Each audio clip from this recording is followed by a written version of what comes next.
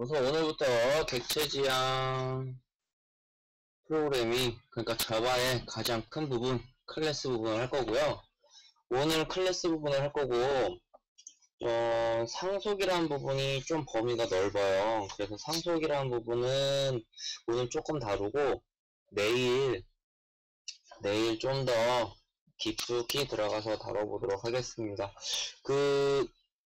지금 진도를 어디까지 뺄지는 지금 진행하면서 봐야 될 것 같은데, 우선 자바의 우선 기본 되는 부분들은 우선 한 번씩 다 짚고 넘어가려고 하는데, 그래도 계속 알려드려야 될 부분이 많아서 좀 걱정이긴 하네요. 우선 준비한다고 준비는 했는데, 시간이 좀 많이 없어서 타이핑을 많이 못했어요. 그래서 타이핑 같이 하면서 시작할게요. 괜찮죠? 저번에 숙제 내드렸는데 숙제 알아보셨나요?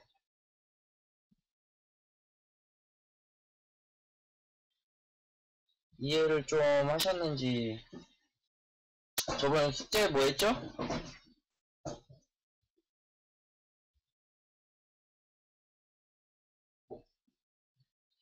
네네, 맞습니다.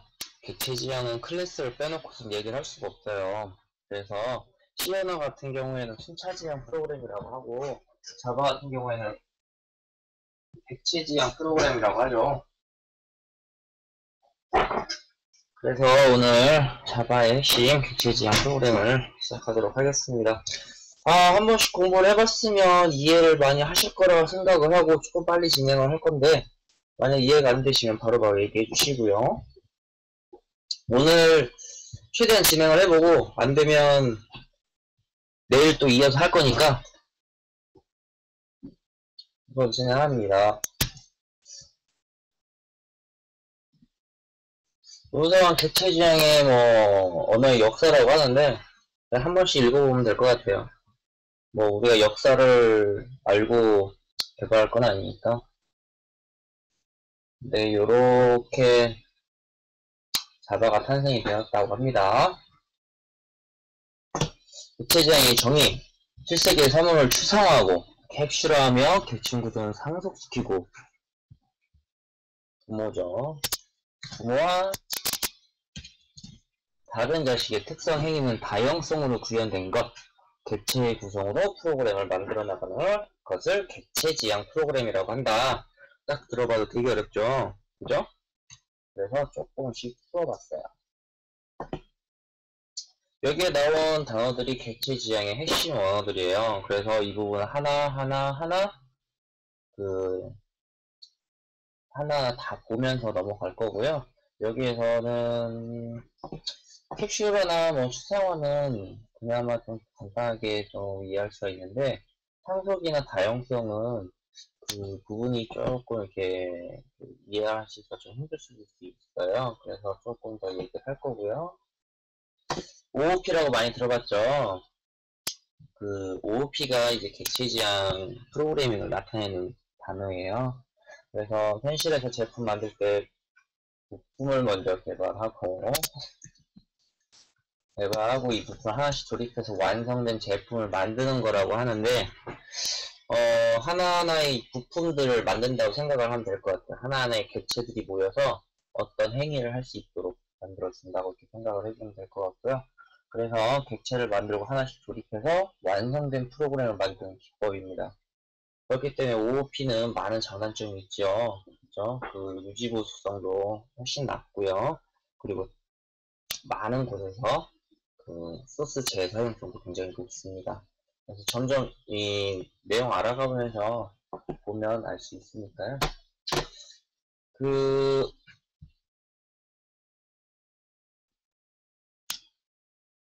클래스를 들어가기 전에 우선 객체가 뭔지를 좀 봐야 되는데요. 일반적으로 볼 때는 실제로 존재하는 모든 것이라고 해요. 그러면 우리가 살아가는 데 있어서 모든 사물이나 이런 것들이 모두 다 객체로 볼 수 있습니다. 그래서 좀 더 쉽게 얘기하면 물리적으로 존재하지만 추상적으로 생각할 수 있는 것 중에서 자신의 속성을 갖고 있어야 돼요. 속성 혹은 특성. 그래갖고 다른 것과 구별이 돼야 돼. 응? 이런 것들을 객체라고 하는데요. 그러면 구성 요소와 행위, 하나의 구성 요소들이 있고요.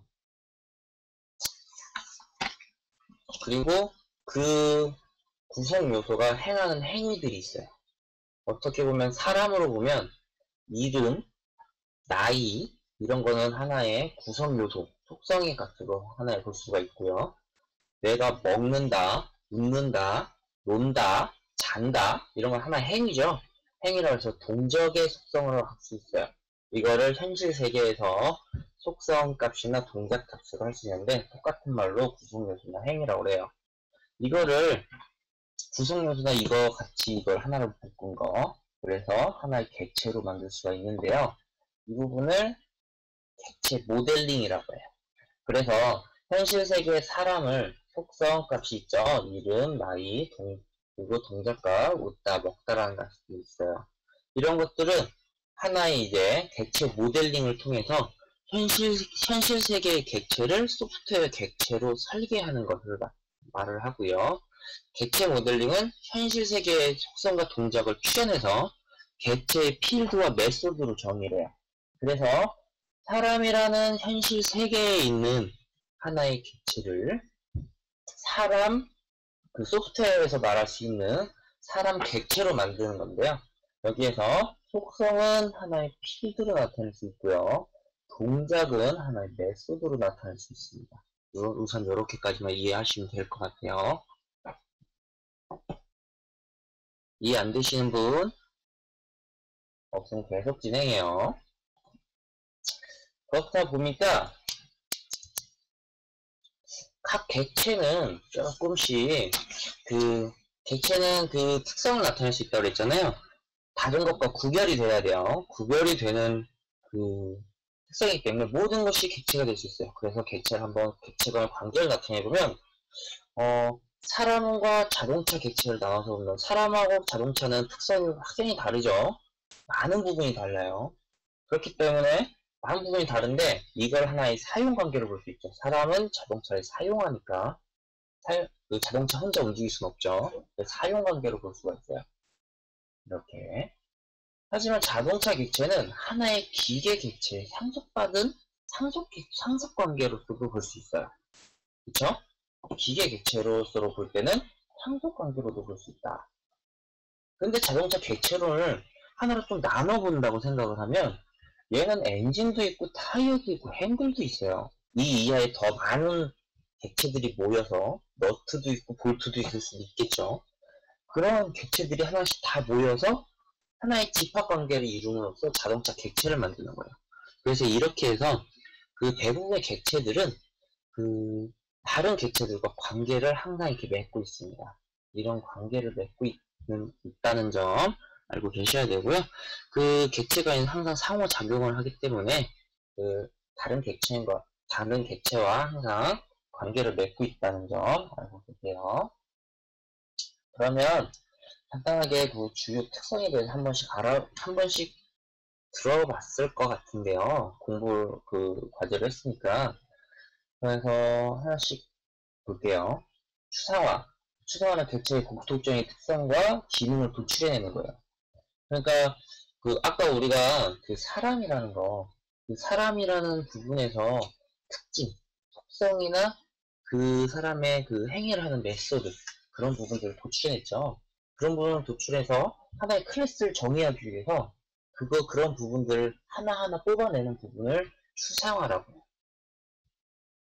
그래서 클래스는 추상화를 한 후에 그거에 대해서 계속 파생되시면서 클래스를 구성할 수가 있어요.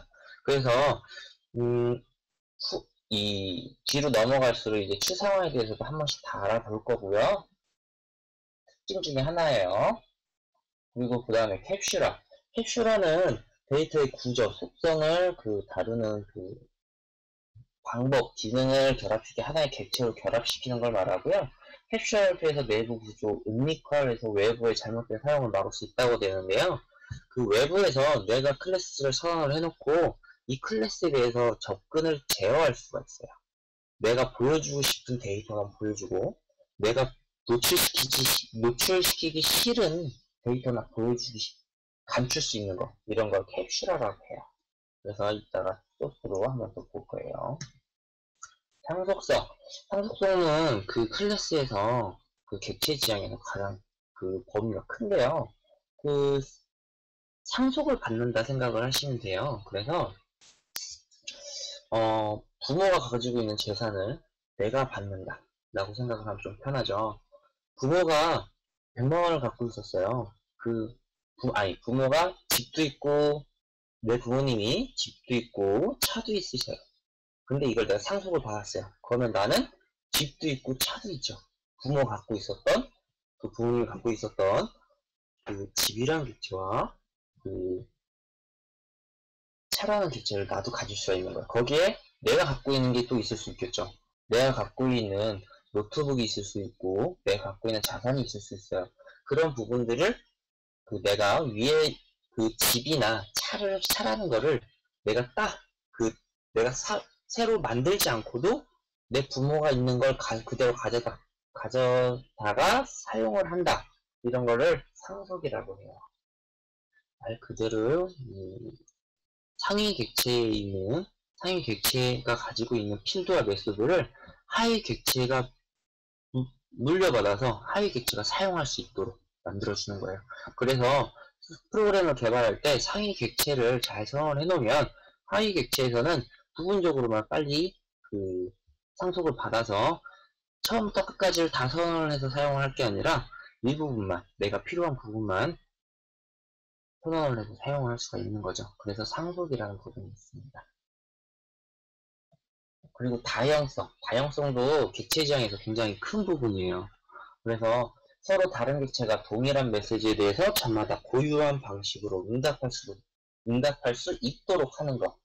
그래서 객체를 사용할 때 쓰는 참조 변수 형태를 바꿔서 여러 가지 타입의 객체를 참조할 수 있는 것이라고도 하는데요. 이렇게만 지금 그 다양성까지 이게 주요 특성이에요, 객체 지향에. 근데 이 객체 지향의 큰 특성인데 이 부분은 지금 정확하게 머릿속에 안 들어올 수도 있어요. 그렇지만 뒤에 가면서 한 부분 이제 선언해보고 소스 코드를 좀 보면 이해를 할 수가 있으니까 넘어갈 수 있을 것 같고요. 혹시 이해 안 되시는 분은 바로바로 얘기를 좀 해주시고요.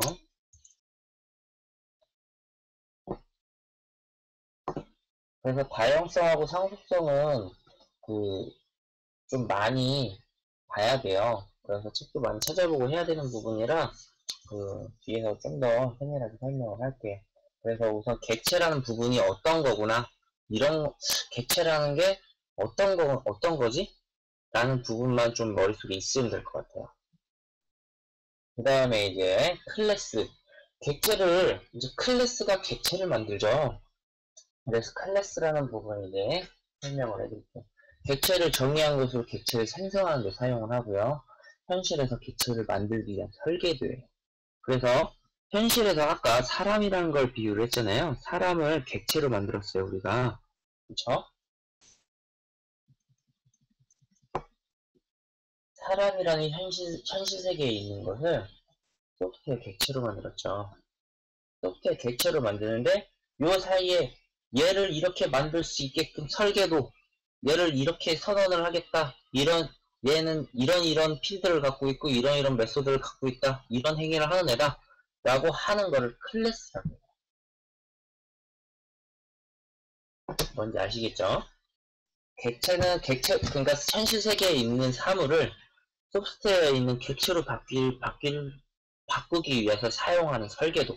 이걸 클래스라고 합니다. 그래서 객체 중에서 세 가지 단계가 있어요.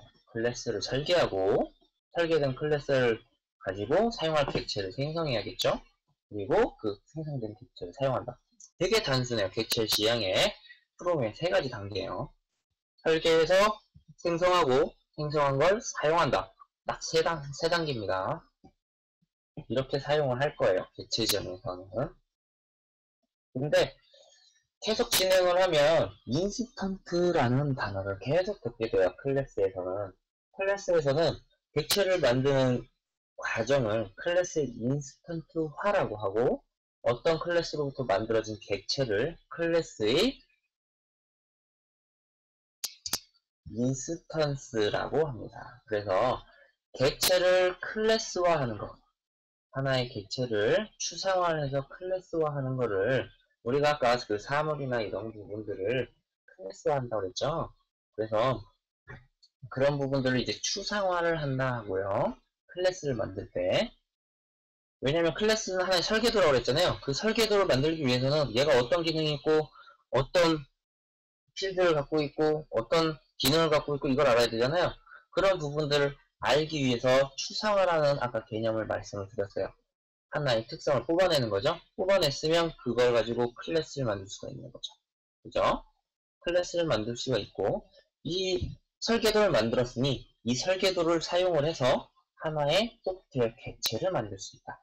그래서 객체를 만들어진, 클래스를 사용해서 만들어진 객체를 인스턴스화 한다고 얘기를 해요. 그래서 지금 진행을 하면서 인스턴트라고 얘기를 많이 들을 것 같아서 그 부분을 설명을 드렸어요. 그래서 클래스로부터 객체를 만드는 과정을 인스턴트화라고 합니다.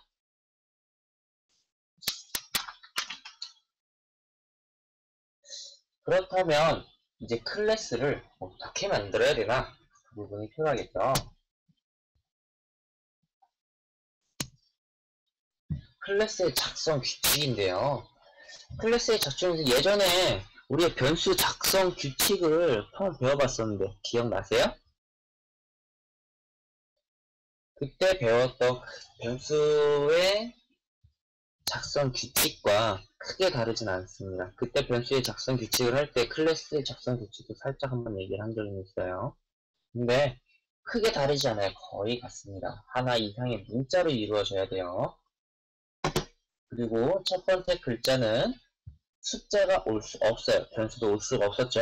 그리고 달러 표시 언더라인 변수도 마찬가지로 두 개의 특수 문자만을 사용할 수 있었습니다. 그래서 클래스도 마찬가지로 두 개의 특수 문자 이외에는 사용을 할 수가 없어요. 그리고 자바 키워드는 사용할 수가 없어요. 변수도 마찬가지로 자바 키워드 사용할 수 없었죠. 자바 키워드가 뭐였죠?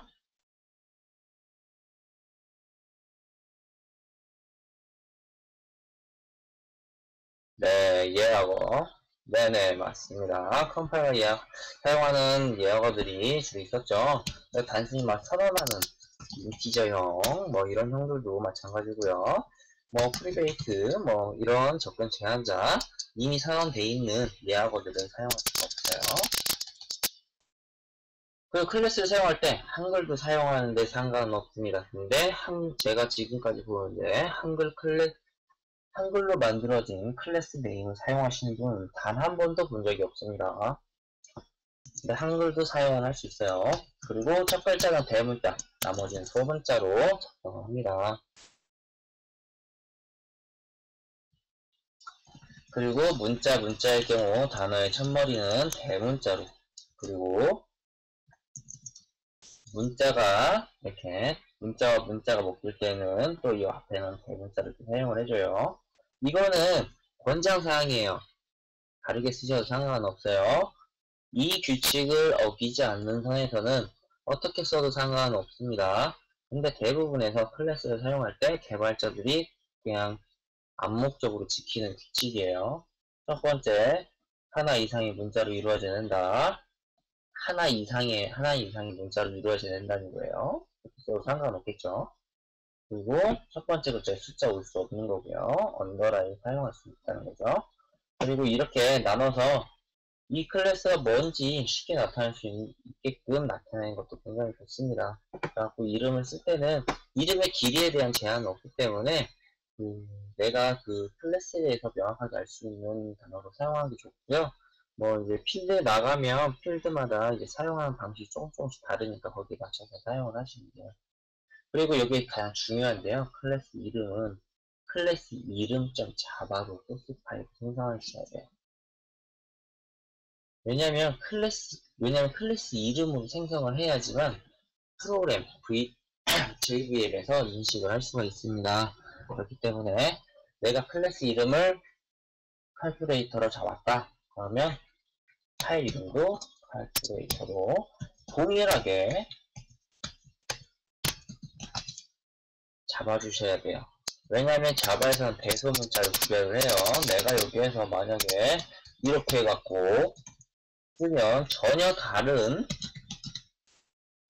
클래스가 되는 겁니다. 그렇기 때문에 전혀 다르기 때문에 해당 클래스의 생성자를 찾아요. 근데 이렇게 만들어 놓고 안에는 또 이런 생성자를 갖고 있으면 컴파일러는 해당 생성자를 찾을 수가 없기 때문에 해당 그 자바 파일을 컴파일을 할 수가 없습니다.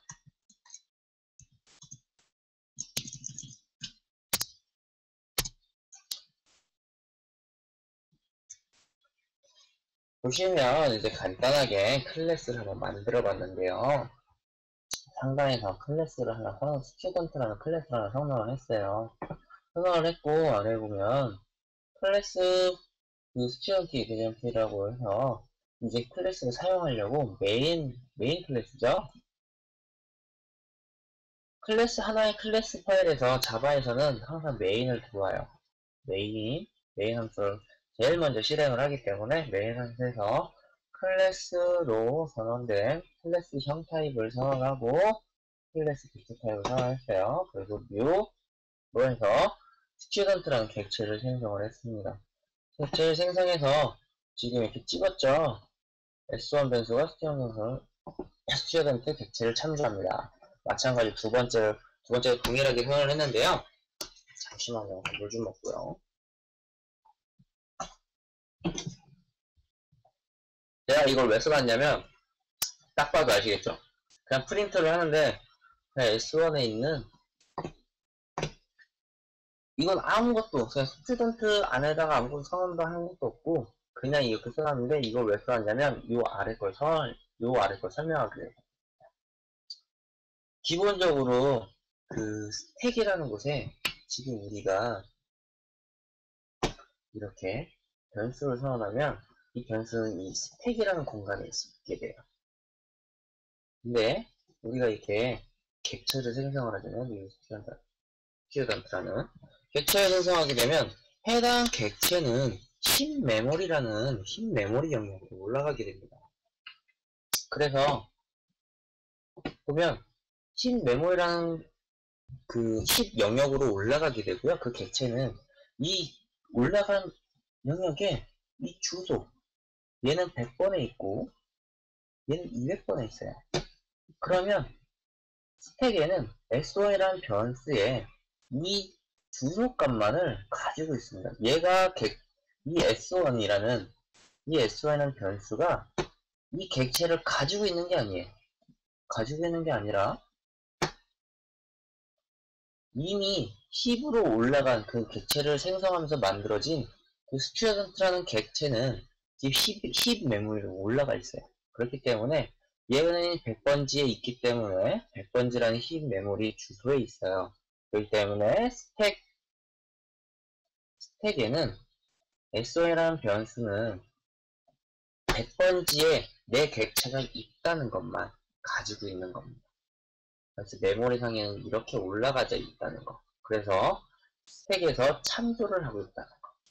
신 영역에 있는 메모리 주소를 참조하고 있다는 걸 알려드리려고 이 소스를 써놓은 거예요. 그래서 우리가 객체를 생성을 하면 만약에 S2, S3, S4 해갖고 객체를 계속 이렇게 생성을 하잖아요. 그럼 마찬가지로 흰 메모리에도 계속 생겨요. 내가 생성한 만큼 흰 메모리에 그대로 생깁니다. 왜냐면 객체는 각각 다른 거예요. 내가 하나를 생성했다고 해서 동일한 객체를 사용하는 게 아니라 new 생성자를 사용할 때마다 별도의 객체가 생성이 되는 겁니다. S1과 S2는 다른 객체예요. 아시겠죠? 왜냐? 흰 메모리에 S1과 S2는 다른 객체로 만들어져서 들어가 있기 때문에 그렇습니다. 이해되시죠? 가끔씩 나 혼자 얘기하는 것 같아서 좀 썰렁해요.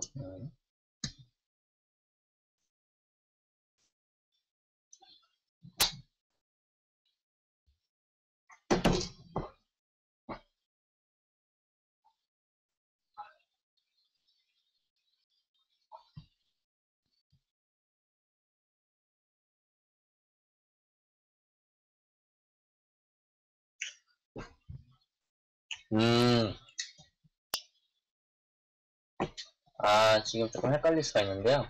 이 스튜던트랑 객체를 만든 거잖아요. 그죠? 객체의 형태는 똑같은 거예요. S1하고 S2는 같은 객체라고 말할 수가 없는 게 형태가 같은 거예요. 갖고 있는 메소드와 필드형이 같은 클래스를 갖고 있는 거지 같은 객체, 동일한 객체는 아니라는 거예요. 왜냐면 S1에다 내가 변수를 선언하고 필드에다가 값을 넣어준 값하고 S2에라는 곳에다가 내가 필드에다가 값을 넣어준 값하고는 전혀 다른 값이 나올 수밖에 없어요. 무슨 말인지 이해가 되시나요? 형태가 같은 객체인 거지 같은 객체는 아닌 거죠.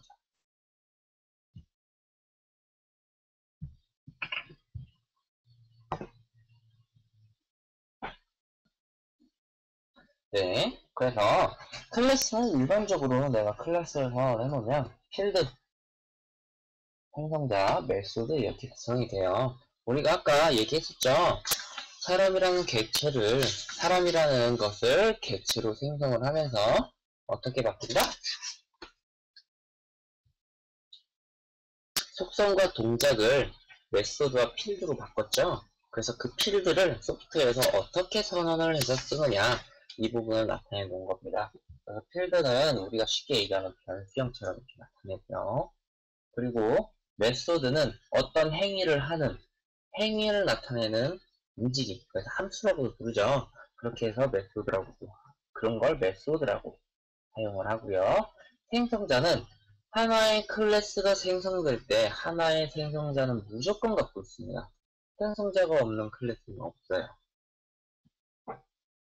그래서 생성자에서는 많은 역할을 하는데 해당 클래스에 대한 그 초기화라든가 해당 클래스를 생성하면서 해당 필드나 이런 부분에서 초기화라든가 혹은 클래스가 생성이 되면서 제일 처음에 수행해야 되는 일들 그런 것들을 주로 선언을 해서 사용을 하는 거고요. 생성자에 대해서는 뒤에 좀 더 세밀하게 나타낼 거예요. 생성자는 인스턴트가 생성될 때 오타가 쩌네요. 생성될 때 호출되는 메소드입니다. 인스턴트 변수의 초기화, 생성 시 실행되는 작업을 위해서 사용을 해요. 생성 조건은 생성자의 이름을 클래스와 이름과 똑같아야 돼요. 똑같지 않으면 그 클래스에서는 전혀 인식을 할 수가 없습니다. 그래서 생성자는 또 리턴 값이 없어요. 그러니까 클래스를 만들 때 최초로 초기화하는 작업이다. 얘를 생성할 때 최초로 들어오는 함수다. 자바를 처음 할 때 메인 함수로 들어간다고 했죠. 그거랑 이해를 하실 때 클래스를 선언하고 생성할 때 최초로 수행되는 것. 얘는 생성과 동시에 무조건 수행합니다. 그래서 생성자는 클래스의 이름과 동일해요. 주요 특징인데요. 이거는 꼭 알고 계셔야 돼요. 모든 클래스가 반드시 하나 이상의 생성자를 갖고 있어야 돼요. 이따가 우리가 오버라이딩, 오버로딩을 배울 건데요. 거기에서 이제 이상의 생성자가 만들어질 수 있는 방법을 알아볼 거예요. 그리고 생성자가 하나도 없을 경우에는 컴파일러가 기본 생성자를 추가해서 컴파일을 한다. 기본 생성자를 뭐 하라고 하냐면 아까 말씀드렸죠. 생성자가 없이는 프로그램에서 클래스를 만들 수가 없어요. 그래서 자바 JVM에서 만약에 내가 클래스를 선언했는데 생성자가 없다. 내가 생성자를 아무것도 선언 안 해놨다. 이러면 시스템에서 자동적으로 그냥 클래스 네임이라는 아무것도 안 들어있는 생성자를 만들어서 컴파일을 합니다. 그래서 요거를 말해주고 있는 거예요. 그래서 기본 생성자를 추가하여 컴파일 한다는 게 아무 내용도 없는 애를 하나를 자동으로 붙여넣어서 만든다. 그리고 매개 변수가 있는 생성자를 생성한 경우에는 기본 생성자가 생성되지 않는다. 매개 변수라고 하는 게 뭐냐? 생성자를 만들 때는 여러 가지 방법으로 만들 수가 있어요. 그래서 이따가 설명을 해드리려고 하는데 간단히 설명을 하면 생성자를 이게 기본 생성자라고 그랬잖아요. 근데 내가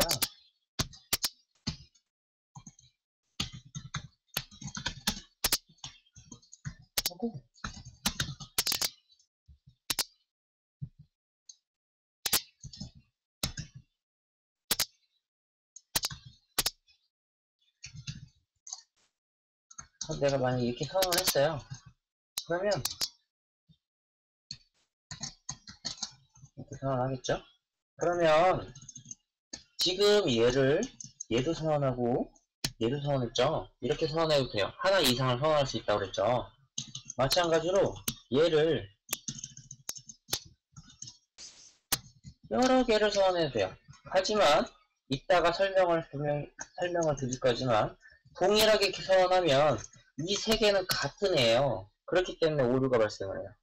전혀 다른 애들로만 설명을 해줘야 돼요. 이런 거를 오버로딩이라고 하는데 생성자의 오버로딩이라고 하는 거는 이렇게 해서 내가 사용하고 싶은 게 많을 수 있잖아요. 내가 스트링 값으로도 무언가를 더 넣고 싶어요. 넣고 싶을 땐 넣을 수 있고 내 더블 값으로 뭘 내가 생성을 할 때 애초에 더 받고 싶어 데이터를 내 필드가 몇 개가 더 있거나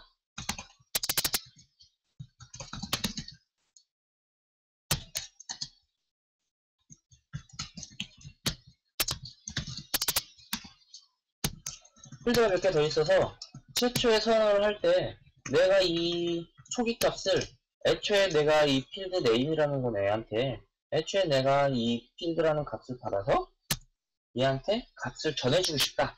이럴 때 사용을 하는 거예요. 그래서 이것까지 설명을 하면 뒤에서 설명할 부분이 계속 어려운데 뒤에를 설명하고 이건 이따가 다시 한번 설명을 해드릴게요.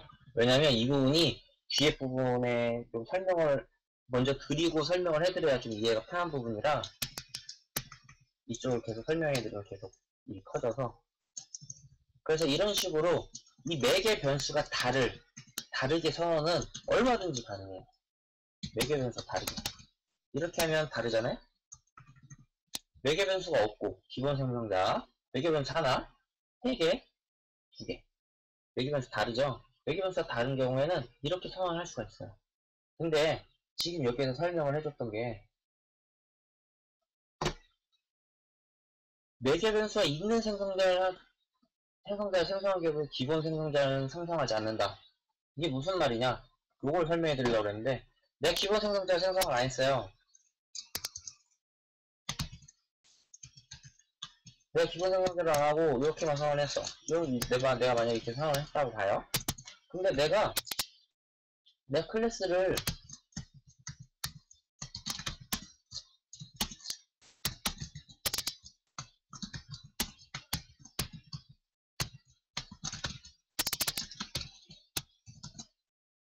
이렇게 선언하면 안 된다는 거예요.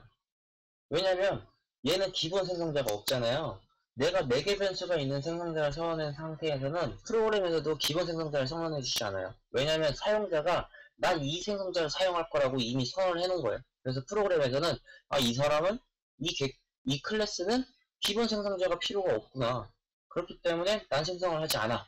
그래서 이 상태로 내가 객체를 생성을 하면 오류가 발생을 하는 거예요. 그래서 내가 만약에 4개 변수 선언한 생성자가 있을 경우에는 항상 내가 여기다가 4개 변수를 넣어줘야 돼요. 내가 만약에 인티저 값을 선언했으면 인티저 값을 넣어줘야 되고요. 내가 스트링 값으로 내가 인티저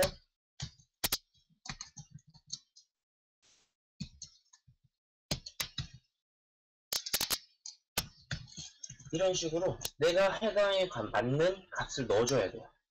이렇게 넣어주거나 매개 변수가 맞춰져 있는, 그러니까 생성자가 이걸 사용하려면 이렇게 놓고 마지막에 세 번째에 있는 걸 사용하고 싶으면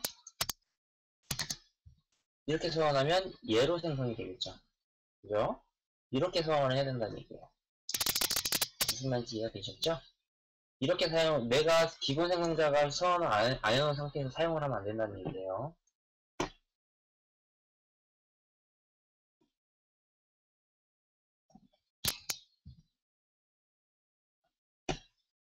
그리고 동일 클래스 내에서는 생성자 호출은 있다. 이렇게 설명을 합시다. 만약에 내가 얘랑 이름이 같게 선언을 할 수가 있어요. 왜냐면 이쪽에 있는 매개 변수랑 내가 여기에 필드에 선언한 값은 전혀 다른 거니까. 지금 메모리상에는 전혀 다르게 올라가 있으니까요. 그래서 이렇게 선언할 수가 있는데요. 이렇게 선언했을 때 내가 여기다 값을 넣어주고 싶어. 근데 내가 여기서 얘는 얘야. 이렇게 선언하면 프로그램에서는 내가 선언한 얘가 얘인지 얘가 얘인지 모르잖아요. 나는 분명 여기다 선언을 하고 싶은데 여기에서 선언된 건 얘한테 나한테 나를 넣으라는 그 의미거든요. 그렇기 때문에 프로그램에서는 여기한테 넣으라는 걸 생각을 할 수가 없어요. 그래서 여기다가 this를 써줍니다. this를 써주면 내 클래스에 있는 필드의 값을 넣겠다. 얘는 매개 변수. 나한테 넘어온 파라미터로 넘어온 매개 변수의 값이고 this가 있는 값은 클래스에 있는 필드의 값이다. 이렇게 사용을 한다는 얘기예요. 그래서 this 생성자가 호출 시에는 첫 줄에만 호출이 가능하고요. 그리고 하위 클래스가 호출될 때에는 자동으로 상위 클래스의 기본 생성자를 호출한다. 생성자가 호출할 때 첫 줄에만 호출이 가능하다는 의미는 뭐냐면 생성자가 있잖아요. 근데 이 안에 내가 무언가를 선언을 해요. 내가 이렇게 값을 줄 수도 있고 내가 여기에서 또 다른 애의 생성자를 불러들일 수가 있어요. 내가 또 다른 애의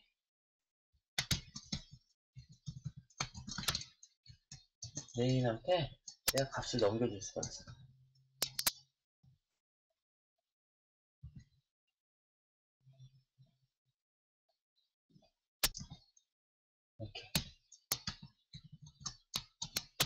이렇게 넘겨줄 수 있다는 거예요. 근데 내가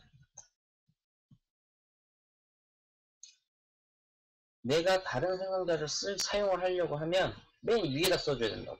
여기에다 써줘야 돼. 맨 위. 내 그 생성자 앞이든 메소드 아니든 어디든지 맨 앞에서 써줘야 된다. 얘가 만약에 요 아래로 내려가면 안 된다는 얘기예요. 무슨 말인지 알겠죠? 클래스 블럭 안으로 들어왔을 때 가장 위에 써 있어야 된다는 의미예요.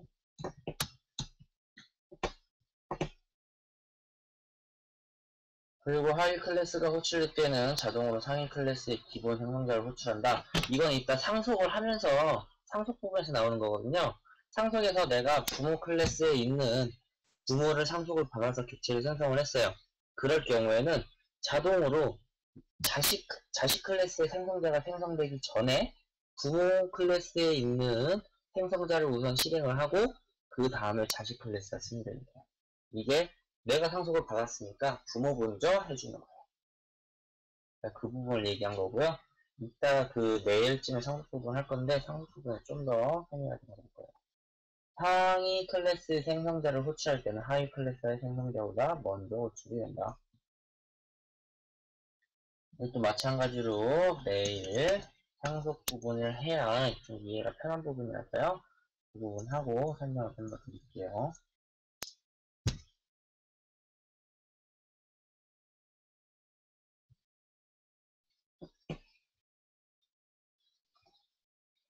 그 다음에 패키지 임포트 많이 들어오셨을 거예요. 그죠?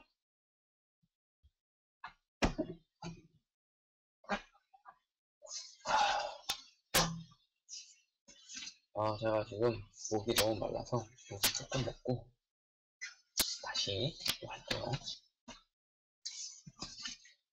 아, 계속 듣는 거 안 힘들어요?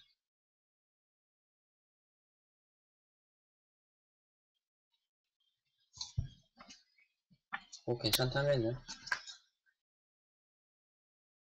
아, 이게 설명할 부분이 굉장히 많은데 그냥 내가 좀 학습 쪽으로 넘어가서 좀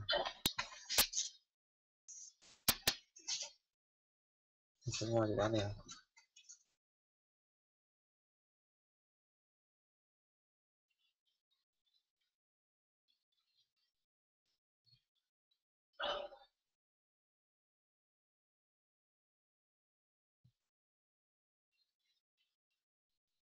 맞아요. 실제로 코딩 가면서 진행을 해야 되는데 근데 코딩을 하고 하면 시간이 너무 오래 걸려요. 그래서 지금 제가 처음에 한번 말씀드린 것처럼 그 코딩이나 이런 부분은 좀 개인적으로 좀 공부를 좀 진행을 하시면서 진행을 하셔야 된다고 말씀드린 게 왜냐면 이게 어느 교육과정이나 이런 걸 봐도 이게 뭐 하루 8시간 교육을 한다고 해도 최소 5일 이상 해야 되거든요. 그 소스 코딩까지 직접 치면서 하려고 하면. 그래서 도저히 진행을 할 수가 없어서 우선은 이론적으로 우선 설명을 드리고 실습을 한번 좀 모아서 클래스나 하나 만들고 그걸로 가지고 이제 이렇게도 바꿔보고 저렇게도 바꿔보면서 하루 날 잡고 그렇게 진행을 해볼까 이렇게 하고 있거든요. 그래서 저도 그 부분을 100% 이해를 하고 있어요. 이게 프로그램은 어차피 코딩을 직접 쳐보고 컴파일을 해보면서 진행을 해야 가장 이해가 편하거든요. 근데 그렇게 하면 진도를 아예 나가기가 좀 많이 힘들어서 죄송해요. 하루 날 잡아갖고 해보죠. 우선은 이야기를 좀 해야 되니까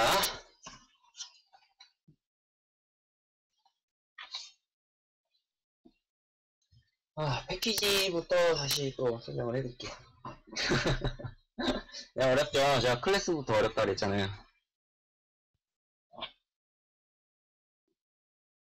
근데 그 프로그램 직접 짜보면 금방 해요.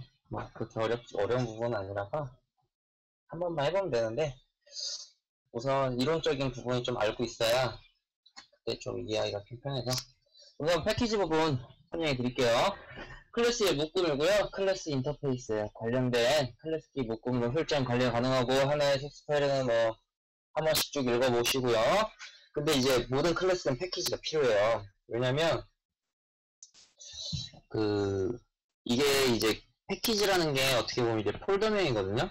폴더로 이제 세부적으로 이제 클래스를 중복되지 않게 관리하려다 보니까 이제 나온 개념인데 패키지 형태로 해서 클래스를 이제 부분적으로 나누는 거예요. 그래서 그 클래스 이제 패키지 많이 보면 막 이럴 거예요. 막 A.뭐 B.C.D. 해갖고 이제 막 이 아래 이제 내 클래스 클래스 A 이런 식으로 이제 사용을 할 건데요. 이게 이 클래스라는 A라는 거를 사용하기 위해서 이게 클래스라는 똑같은 이름으로 중복 안 돼갖고 사용하면 참 좋겠는데 이게 중복돼서 사용이 될 수밖에 없잖아요. 다른 사람이 개발할 수도 있고 그렇기 때문에 이 클래스 이름이 중복 안 된다는 보장이 딱 생기면 좋은데 전 세계 사람들이 사용을 하고 어떤 프로그램에서는 클래스가 중복될 수도 있고 그렇기 때문에 이 부분을 이제 폴더 형태로 나눠주는 거예요. A 폴더 밑에, B 폴더 밑에, C 폴더 밑에, D 폴더 밑에 클래스 A다. 이렇게 패키지. 그래서 패키지를 나눠주는 것은 클래스의 중복성을 최소화 줄이기 위해서, 겹치지 않기 위해서 이렇게 사용을 하는 거고요. 한 가지 예를 들면 안드로이드나 이런 그런 모바일 폰은 개발자가 되게 많은데 그 그 어플을 만들 때 이 해당 패키지가 겹칠 경우에는 충돌이 날 수밖에 없거든요. 다른 APK 프로그램이랑 동시에 실행을 시킨다고 하면. 그렇기 때문에 그때도 이제 패키지를 그 나누게 돼 있어요. 그래서 절대 이제 중복이 안 되게끔 만드는 이제 하나의 그 규칙이 하나 있는데요. 어떤 규칙을 사용을 하냐면, 그 내가 사용하는 프로젝트 이런 부분에 그 이름을 거꾸로 써요. 그래서 내가 만약에 삼성에서 프로젝트를 뭐 사용을 한다고 하면, 내가 만약에 www.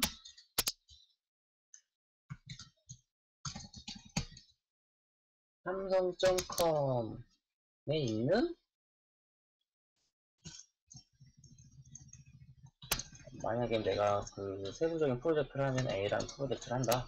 뭐 이런 프로젝트를 한다고 하잖아요. 그러면 패키지는 대부분 com.samsung.a 이런 식으로 구분을 해서 써요. 이렇게 구분해서 쓰는 이유는 내가 프로젝트 하는 게 전 세계에서 겹칠 위험이 많이 줄어들기 때문에 이런 형태로 이제 많이 나눠 쓰고요. 그래서 이렇게 해서 쓰면 클래스가 중복되는 경우를 많이 줄일 수 있기 때문에 사용을 하는, 많이 이렇게 사용을 합니다. 그래서 패키지는 그렇게 생각을 하시면 돼요. 같은 종류의 클래스끼리 묶으려고도 사용을 하지만 클래스의 이름이 중복되거나 충돌을 좀 방지하기 위해서 사용을 한다. 이렇게 생각을 해주시면 되고요. 임포트는 다른 패키지 클래스를 사용할 때 패키지 명이 포함된 이름을 사용하는 거예요. 그래서 내가 그러니까 패키지명에 다른 클래스를 서원을 하는데, 이 클래스를 내가 다른 패키지나 다른 클래스에서 사용을 하고 싶다. 그럴 때 이제 임포트 문으로 해당 패키지를 선언을 해줘서 사용을 하는 거죠. 그래서 컴파일 시에 임포트 문을 통해 모든 클래스의 이름 앞에 패키지명을 붙여준다는 거고요. 임포트 문 패키지 문 다음 클래스 선언 문 이전에 그 위치를 해요. 그래서 그 프로그램 소스를 어느 걸 아무거나 그냥 소스 하나를 까보시면 동일하게 돼 있어요. 패키지가 최상 위에 서원이 돼 있고, 해당 클래스는 어느 패키지에 속한다라고 돼 있고, 그 다음에 해당 클래스에서 사용하는 다른 클래스나 다른 패키지에 있는 클래스를 임포트로 끌어와서 사용을 하고, 그 아래 이제 내 클래스를 서원해서 사용을 해요. 그리고 임포트문은 여러 번 서원하는 대신에 패키지명 뒤에 A를 위해 지정 패키지의 모든 클래스를 사용하면 가능한데요. 이 부분은 좀 설명을 하면, 임포트로 해서 내가 만약에 뭘 설명을 해드릴까? 내가 A 밑에 있는 만약에 시스템이라는 패키지를 사용한다. 그러면 여기 내가 점을 쓰면 내가 A.system 패키지 밑에 있는 클래스를 모두 사용을 할 수 있어요. 근데 여기서 좀 헷갈리는 게, 여기에 내가 시스템, 여기 그 아래에다가 내가 B라는 패키지를 하나를 B라는 패키지를 내가 또 따로 만들었다고 생각을 해보면, 그러면 얘가 서원되어 있는 클래스에는 얘가 속하지 않아요. 얘가 여기에 속하는 건 아니에요. 왜냐면 얘는 A.system이란 패키지고요. 얘는 A.system.b라는 패키지예요. 그 패키지가 아예 다른 거죠. 그래서 얘는 이렇게 선언을 하고 좀 별을 쓰면 B 하위에 있는 클래스를 사용할 수 있는 거고요. 얘는 시스템 A.system 별이기 때문에 시스템 하위에 있는 클래스를 모두 사용을 할 수가 있네요. 그래서 이 부분이 조금 달라요. 이 부분이 가끔씩 헷갈리어요. 개발할 때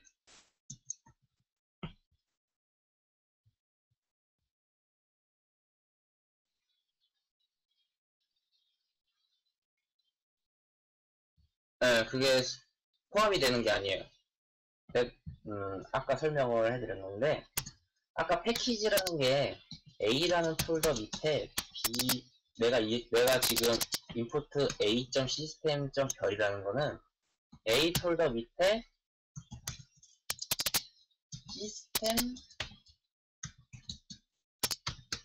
폴더 밑에 있는 모든 클래스예요.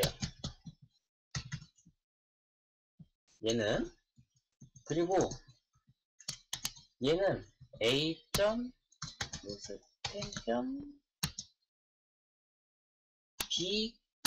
폴더 밑에 있는 모든 클래스를 말해요. 이해되셨죠?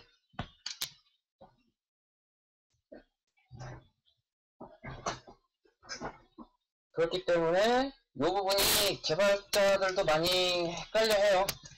내가 이렇게 사용했는데 왜 못 불러오는 거야? 왜 이 클래스 메소드를 내가 왜 사용할 수가 없는 거야? 그러면 대부분 이런 거예요. 전혀 다른 거거든.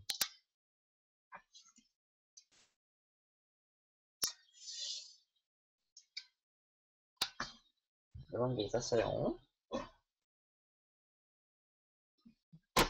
그 다음 접근 제어입니다. 접근 제어 공부해보셨어요? 접근 제어 숙제 오신 분 얘기 좀 해주세요.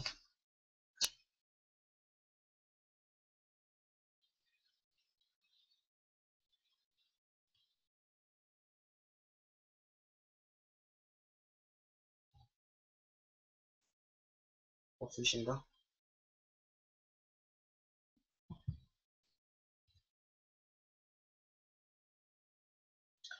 접근 제한자. 접근 제한자는 퍼블릭, 프로텍티드, 디폴트, 프리베이트 이렇게 네 가지로 나타나고 있고요. 말 그대로 접근을 제어하는 데 사용을 해요. 다른 클래스에서 내 클래스로 접근하는 것을 접근할 때 내가 보여주고 싶은 거, 보여주기 싫은 거를 그 부분을 통제할 때 사용을 한다고 생각을 하시면 되는데요. 이용해서 접근할 때 다른 클래스가 자신의 정보에 대해서 접근하는 것을 통제할 수 있다. 그리고 클래스가 제공하는 서비스를 보다 정확하게 정의할 수가 있다. 그래서 외부에 노출을 하거나 노출을 하지 않는 부분을 나타낼 수 있기 때문에 그 접근 제한자라고 하는데요. 우선 퍼블릭부터 설명을 좀 드릴게요. 메소드나 멤버 변수가 퍼블릭으로 선언되어 있는 경우 패키지에 상관없이 모든 클래스에 접근이 가능하다. 퍼블릭은 어디서나 사용이 가능해요. 내가 어디서나 내가 퍼블릭으로 클래스를 선언을 해놓으면 퍼블릭 클래스는 동일합니다. 클래스 선언이 일반적으로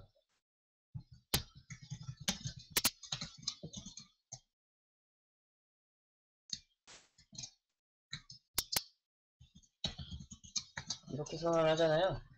근데 접근 제한자라는 건 요 앞에다 붙이는 거예요. 퍼블릭을 붙이지. 혹은 여기다가 프리베이트를 붙일지 디폴트를 붙일지 이런 그 프로텍티드를 붙일지 이런 부분들을 이제 선언을 해놓은 건데요. 이 부분을 또 어떻게 설명을 해야 되나?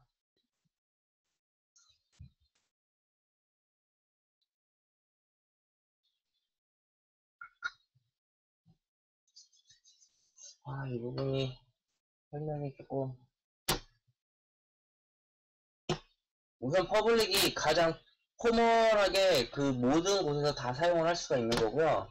그리고 프리베이트가 가장 적게 사용할 수 있어요. 가장 이제 내 클래스 안에서만 사용을 할 수가 있는 거고, 그리고 프로텍티드랑 디폴트가 있는데 프로텍티드하고 디폴트는 접근 제어 수준이 거의 동일하고요. 디폴트는 동일한 패키지 안에 있는 멤버에 대해서만 접근이 가능하고, 그러니까 동일한 패키지, 아까 얘기했죠. 패키지란 부분, 패키지 안에 있는 클래스들은 다 사용할 수가 있어요. 그 안에서는 사용이 가능하고, 그리고 다른 패키지, 폴더가 다른 클래스에서는 사용이 불가능해요. 디폴트로 선언한 클래스는. 근데 프로텍티드는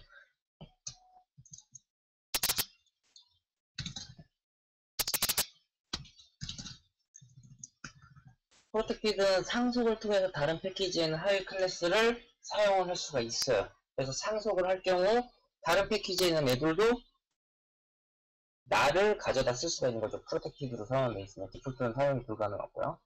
이걸 간단하게 나타내려면 퍼블릭은 동일 클래스, 그 동일 패키지 내 모든 클래스, 서브 클래스 모두 사용 가능해요. 그러니까 다른 클래스나 상속 관계가 아니더라도 퍼블릭은 모두 접근이 다 가능한 거고요.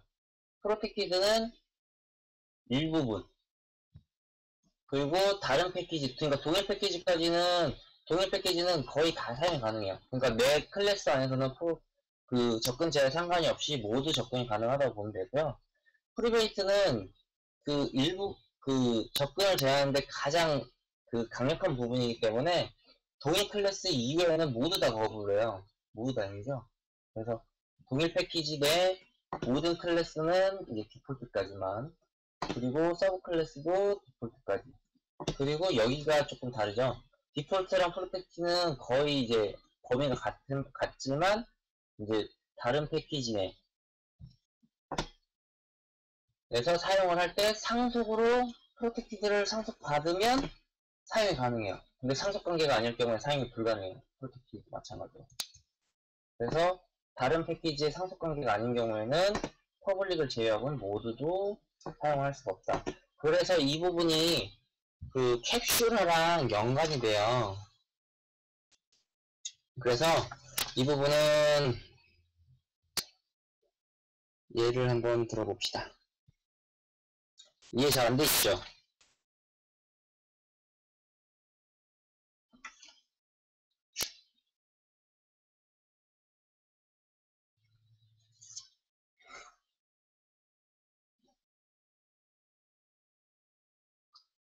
이해 안 되시면 제가 예를 하나 써놓고 한번 보고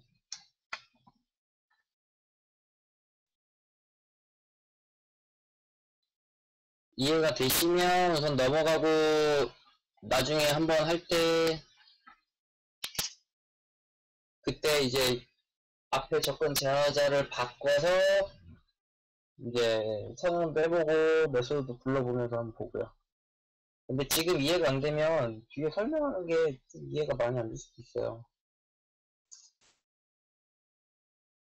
그래서 물어보는 거예요.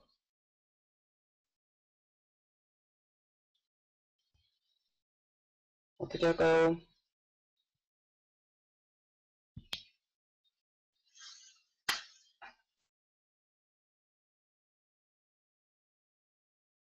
네, 그러면 우선 넘어가고 진행할게요. 이 부분도 나중에 좀 진행하면 될 것 같은, 나중에 소스 한번 마지막에 몰아서 한 번씩 해볼 거거든요. 그때 바꿔가면서 체크해보면 될 것 같고요.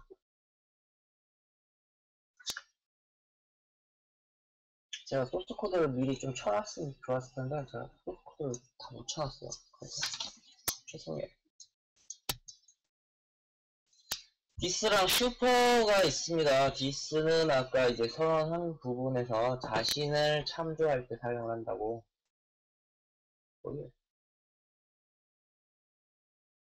네, 알겠습니다.